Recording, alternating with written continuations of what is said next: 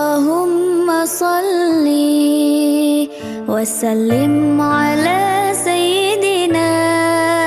محمد صاحب البشرى صلاة تبشرنا بها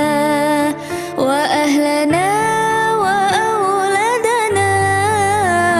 وجميع مشايخنا ومعلمينا وطلبتنا وطالبتنا من يومنا